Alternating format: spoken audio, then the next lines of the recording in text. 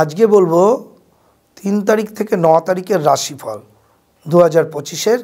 সবচেয়ে বড় কথা, রাশিফলগুলো যে আমি বলছি প্রতি সপ্তাহে, সেগুলো কিন্তু জন্মছকের ওপরেও কিন্তু আপনাদের দেখে নিতে হবে, কারণ সবার ক্ষেত্রে কিন্তু ওভারঅল একটা রাশিফল বলা হচ্ছে, কিন্তু জন্মছকটাকে অবশ্যই কোনো অ্যাস্ট্রোলজারকে দেখিয়ে নেবেন।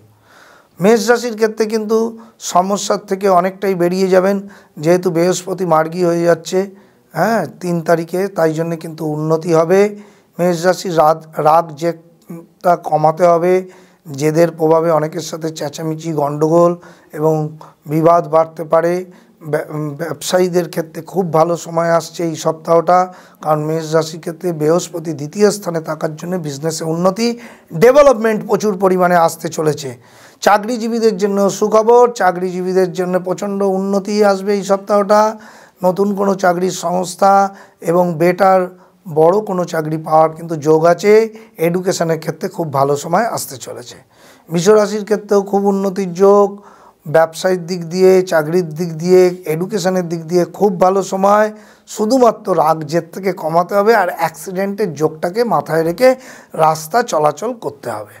মিথুন রাশির ক্ষেত্রে কিন্তু সমস্যা থেকে গেল, রাগ জেদে এবং চোট আঘাতের কিন্তু যোগ আছে।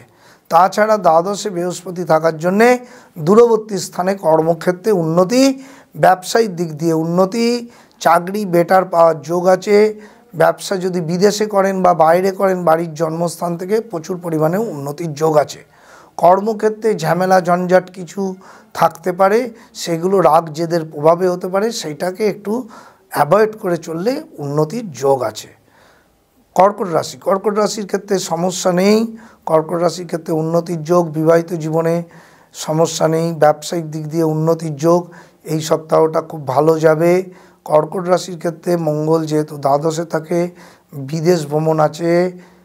চাকরির ক্ষেত্রে উন্নতি, প্রমোশন, বস হওয়ার কিন্তু যোগ আছে। যারা প্রমোশন অনেক দিন ধরে পাচ্ছেন না বা অনেক লোকের মাথায় উঠে কাজ করবেন ভাবছেন, তাদের কিন্তু এই সময়টা প্রমোশন হওয়ার যোগ আছে।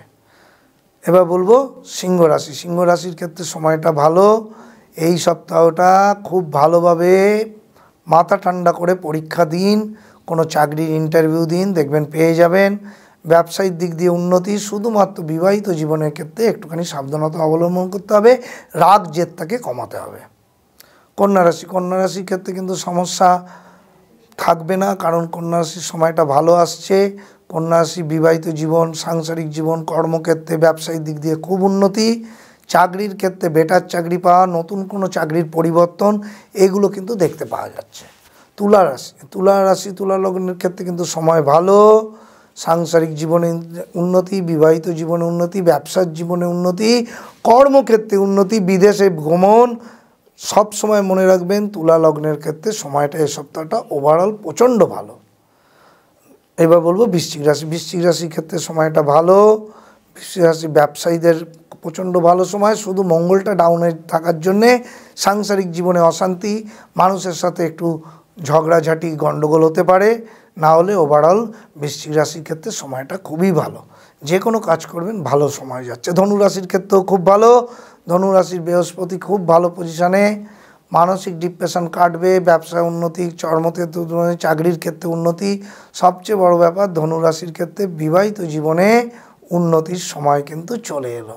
আর একটুখানি রাগটাকে কমাবেন, অ্যাক্সিডেন্ট বা রাস্তাঘাট দেখে শুনে চলাফেরা করবেন। মকর রাশির ক্ষেত্রেও সমস্যা খুব একটা থাকবে না, যেহেতু শনি একটু 7.5 প্রভাবের জন্য সাবধানতা। শনি যদি বেটার পজিশানে থাকে অনেক উন্নতি দেবে, এটা নিয়ে কোনো, শনি যদি খারাপ থাকে তাহলে কিন্তু নেগেটিভ ফল দেবে। মকর রাশির ক্ষেত্রে ওভারঅল জন্মছক বা এই সপ্তাহের রাশিফল হিসাবে খুব ভালো সময়। কুম্ভ রাশির ক্ষেত্রেও কিন্তু খুব ভালো সময়। সাংসারিক জীবনে একটু সমস্যা থাকতে পারে, ওভারঅল শরীরটার দিকে একটু লক্ষ্য রাখবেন। শনি যেহেতু নেগেটিভ পজিশানে আছে, জন্মছকে যদি শনি নেগেটিভ পজিশানে থাকে তাহলে কিন্তু শরীরটার দিকে নজর রাখতে হবে। তাছাড়া জন্মছক অনুযায়ী বা এই সপ্তাহে অনুযায়ী খুব ভালো সময়। মীন রাশির ক্ষেত্রে কিন্তু সমস্যা থাকবে, কিন্তু যাদের মীন রাশির ক্ষেত্রে শনি, রবি এবং বৃহস্পতি তো ভালো পজিশানে থাকছে এই সপ্তাহে, ভালো বেটার পজিশানে আছে, তাদের কিন্তু বিবাহিত জীবন, কর্মজীবন, ব্যবসায়িক জীবনে প্রচুর উন্নতি।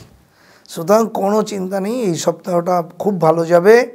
আপনাদের ব্যবসার ক্ষেত্রে উন্নতি, নতুন কোনো ডিসিশন নিতে পারেন, এবং মীন রাশির ক্ষেত্রে এডুকেশনের দিকেও ভালো। সুতরাং রাশিফল বলে দিলাম। অবশ্যই যারা আমাকে দেখাবেন তারা আসছেন, এবং সিটিভিএনে আমার অনুষ্ঠান তো দেখছেন রবিবার 1:35 এবং অনুষ্ঠান দেখবেন। যারা অনলাইনে যোগাযোগ করতে চান অবশ্যই যোগাযোগ করবেন। আমি তো বন্ধুর মতন পাশে থাকি, আধ ঘন্টা ধরে দেখে দিই এবং সমস্ত কিছু দায়িত্ব নিয়ে অ্যানালাইসিস করে দিই। সুতরাং সবাই ভালো থাকবেন।